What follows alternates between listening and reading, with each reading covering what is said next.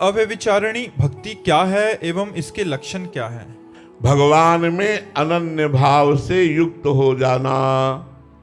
व्यभिचार दोष कहते हैं अन्य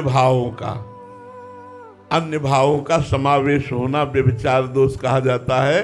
अनन्य भाव जैसे मीरा जी कहती, मेरे तो गिरधर गोपाल दूसरो न कोई, जाके सिर मोर मुकुट मेरो पति सोई। मेरे तो गिरधर गोपाल। जैसे हरिवंश महाप्रभु कहते हैं, रसना कटो जो अन रटो, निरख अन फुटो नयन, श्रवण फुटो जो अन सुनो, श्री राधा जसुबैन। मेरे नेत्र फूट जाए जो लाडली के सिवा और कुछ देखूं, मेरे कान फूट जाए जो राधा महिमा के सिवा कुछ और सुनूं, मेरी जबान कट जाए जो प्यारी जी के सिवा और कुछ वर्णन करूं। अनन्यता अव्यभिचारिणी भक्ति का स्वरूप होता है। अपने इष्ट के ही नाम रूप लीला गुणधाम में मगन रहना। प्रभु के नाम रूप लीला गुणधाम जो हमें गुरुदेव ने दिया है, उसी में अनन्य भाव से लगे रहना। अन्य वो फिर व्यभिचार के अंतर्गत आता है। हम उपासना किसी और की कर रहे हैं, मांग किसी और से रख रहे हैं, चाह किसी और से पूर्ति कर रहे हैं, भरोसा किसी और का है, बल किसी और का नहीं। एक भरोसो, एक बल, एक आस विश्वास, एक राम घनश्याम हित चातक तुलसीदास। एक चातक का उदाहरण दिया गया है, अनन्य अव्यभिचारी भक्ति। अनन्य अव्यभिचारी भक्ति जैसे वो स्वाति के बूंद को ही अपनी चोंच में लेकर जीवन धारण करता है।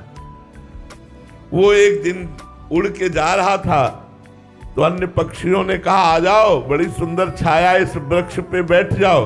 बोले नहीं, ये केवल आकाश के वर्षा के जल से नहीं सींचा गया, ये नीचे के भी जल से सींचा गया, इसलिए इस पे नहीं बैठूंगा। वो उड़ता हुआ जा रहा था, बधिक ने बाण मारा, गंगा जी में गिरा तो चोंच ऊपर कर ली। तो प्रश्न हुआ कि इतना पवित्र गंगा जल अगर अंतिम समय मुख में चला जाए तो कल्याण हो जाता है। ऐ पपीहा, तूने चोंच ऊपर क्यों कर ली? बोले मैं अनन्य हूं, पीऊंगा तो मरते दम तक स्वाति का बूंद, नहीं तो मर जाऊंगा, गंगा में भी चोंच नहीं डूबने दूंगा। इसे अनन्य भक्ति कहते हैं। बने तो रघुवर ते बने, बिगड़े तो भरपूर, तुलसी और अंते बने, ता बनिबे पे धूर। अव्यभिचारिणी भक्ति जो है वो गुरु प्रदत्त सांगोपांग होती है। एक ग्रंथ, एक पंथ, एक कंथ, एक मंत्र,